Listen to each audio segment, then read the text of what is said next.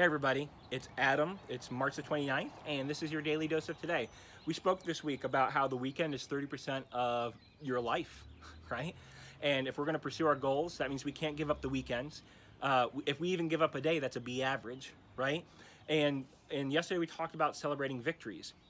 One thing I actually want to build on that, and I think it's one of the most important things that you can learn when pursuing your goals, is to embrace the struggle. And by that, I don't mean acknowledging there will be a struggle and recognizing like, yeah, if I'm going to lose weight, I realize I'm going to be hungry sometimes. It's about actually going beyond that and relishing that and embracing that. And what I mean by that is, I used to be considerably heavier, losing weight's hard. It's something I'll struggle with my whole life, right? And not fall back into those old things. But when I finally started making the difference and actually started losing weight, I relished being hungry. Not to the point of like starving myself, but when I realized, my body's telling me that, my tongue's telling me I want a snack and I have a craving, and I don't do that, and I don't eat at my point in time. And when I go to bed at the end of the day, right, it's fitting into my meal plan. I knew that day I'd won the day. I had conquered my body and my urges to not give in. I conquered it that day. If I translate that to my physical fitness, when I show up and do the workout, even when I'm tired or don't feel like it, or I've had a bad day and I really just want to stay home.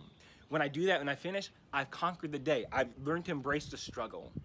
Or even we translate that to professionally or spiritually. Little known, probably don't seem like it, I'm an introvert. I'm very much an introvert. I'm happiest when I'm by myself. It might sound crazy to a lot of you, but that's very true.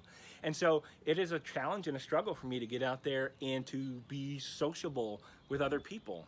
I know, I laugh even thinking about it, but it's very true. It's a dichotomy of mine. But when I do these things, and as much as that it really bothers me, but when I do that, I embrace the struggle, like, you know what, I'm growing. Or if it's something, a new project at work, something I've not done before, or something super challenging, and I'm like, you know what, like, they've given me a project that I think ultimately is near impossible to achieve. I relish that because that's my moment. Can I do something with it? Can I, despite all the odds, can I make it successful? I'm going to be very uncomfortable.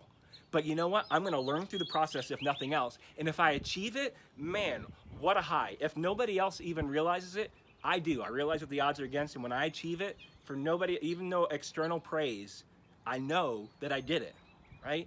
And so I embrace those struggles. And that allows us to pursue excellence, because I'm going to tell you, the reason why many people don't achieve their goals is because they're comfortable being right where they are and going nowhere. You have to be ready to get uncomfortable. If something like, well, I don't like working out because I don't like the way, I don't want to work in groups, or, there's many reasons you can tell yourself, as I said the other day, if you want an excuse, society will give you 11. But you are the reason why. Regardless of anything else, you might have external locus, but you have to be the reason why you want to do something for yourself. And then everything else trickles outwards. So the question you're going to ask yourself is, what am I going to do about this today? Let's get uncomfortable. Stay uncomfortable through the weekend. It's okay to be a little uncomfortable. Stay there. Persevere, my friends. Start where you are. Let's get uncomfortable. Let's get moving. This has been your daily dose of today.